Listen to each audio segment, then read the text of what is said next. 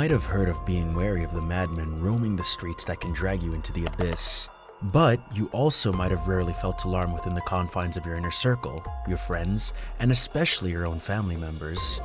But human nature is one mysterious thing, as you can counter madmen even in your circle, even among those who might seem the closest to you. Well, something similar happened in the quaint town of Alphen, where life seemed serene and untroubled, until a horrifying crime shattered the peace and left a community reeling. Joost Vastenhou, a well-liked and respected member of his community, met an untimely and brutal end in a manner that no one could see coming. What began as an ordinary day spiraled into a nightmare that would forever haunt his friends and family. Joost Vastenhou was born in the Netherlands to a Spanish mother who left him to be adopted by a Dutch couple 4 months later. He spent all of his childhood with his adoptive parents until they decided to separate when he was just 11 years old. Joost then was put under his father's custody and went through his teenage life in Alphen, the Netherlands. He also started a band named Kaaslagen in 2004 when he was 20 years old, and he was the lead vocalist. The father-son duo was joined by another person named Long Long, who was Joost's father's new partner. Apparently, John went on a trip to China when he met Long Long and started a love affair. Consequently, Long Long immigrated to the Netherlands, where he started living with Jan and Joost Vastenhou. All was going well, until the fateful day of October 2006, when the delirious Long Long decided to commit murder out of the blue. On October 2nd, 2006, Jan left for work, leaving his son and Long Long in the house, unaware of the horror that was going to occur. After his father left the house, he went to his living room and started surfing the internet. It was his usual routine, and unaware of his fate, he sat there, unalarmed, surfing the web. As he was surfing, Long Long reached from behind, with axe in hand, and struck at his head. Unguarded by his attacks, Joost helplessly lost his life on the scene. But the atrocity was far from over, as Long Long decided to chop Joost's body into pieces and cook them in several ways. He tried to fry some parts in oil, while he baked the others he dismembered. After dismembering and cooking up some of his body parts, Long Long disposed of them in garbage containers and placed them far away from the house. He hid the remaining body parts he was not done chopping in his bedroom and started cleaning the house to wipe out any possible stains that could have been caught. As Jan returned from work, he didn't find his son in the house and chose to ignore his absence since he was already an independent adult. He gave no thought to Joost's absence, even the next morning as he left for work, allowing Long Long to carry the rest of his operations out. Long Long repeated what he had done yesterday and disposed of the remaining parts far away from the house in the garbage disposal units, as well as using all of the canals across Alphen.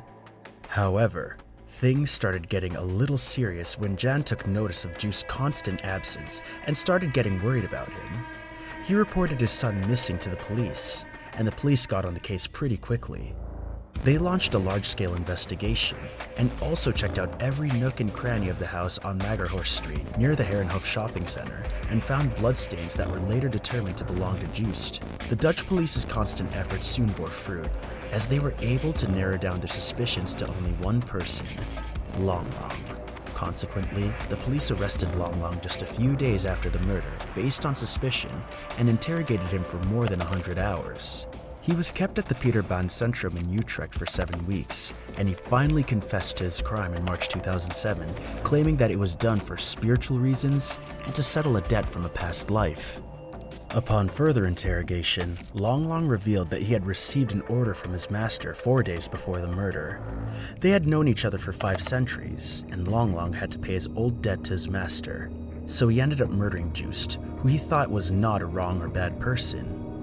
It was further revealed that Long Long had been associated with the practice of Falun Gong, a spiritual self-discipline technique to refine or cultivate the body and mind seeking truthfulness, compassion, and tolerance.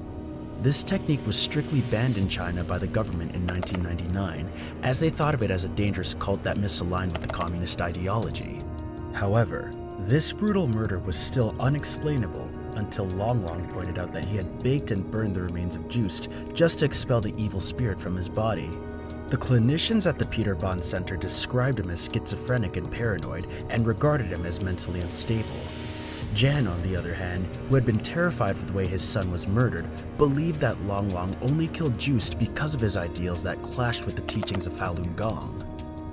Finally, Long Long's case proceeded further as he was held for a trial. Prosecution spokeswoman Suzanne Stalls confirmed the terrible story, which he said was backed up by forensic evidence. He's completely insane. According to the written record of his statements, Long Long had bought 20 oil bottles from 2 local supermarkets to use them for cooking Joost's body parts in several woks before baking them in an oven. Suzanne believed that Long Long had cannibalized the corpse because only 43 parts of Joost's body were found after Long Long pointed out their locations. Long Long's primary goal was to drive away evil spirits he believed were contained in the flesh. Newspaper Algemeen Dagblad cited the suspect as claiming he had killed Vastenhou not out of any personal animosity, but because they were fighting in another dimension. So, according to the reports and written statements, Long Long was found to be mentally unstable, which saved him from a prison sentence in June 2007. He instead received compulsory TBS, forensic psychiatric treatment, with institutionalization, as per the dictation of the Dutch laws, that the judge can impose on the perpetrator a minimum sentence of 4 years. Since Long Long's statements convinced everyone that he suffered from a mental disorder during the time he was committing his crime, the court was bound to sentence him a TBS instead of a punishment. The specialists also believed that this was the only humane solution to protect him in society. The court in The Hague also decided to send Long Long back to China, where he could receive treatment closer to his family. However, Long Long was kept in the Netherlands until 2016, after which he was deported back to China, where he slipped off the radar. Jan believed that there might be a possibility that Long Long had been murdered in his home country since he belonged to the Falun Gong cult.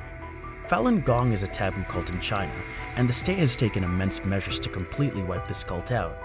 They have put out rewards for snitching on the cultists, and they abduct these cultists, after which, according to several stories, they torture them through sexual assault, electric shocks, and substances to affect their mental stability. It is widely believed that thousands of Falun Gong followers have been held up in psychiatric hospitals and have also been used as organ donors. So what Jan believes about Long Long's fate might be true up to an extent, but that's none of his concern at this point. Whether or not Long Long meets the same excruciating end, Joost will not return, and no one can fill that void in Jan's life.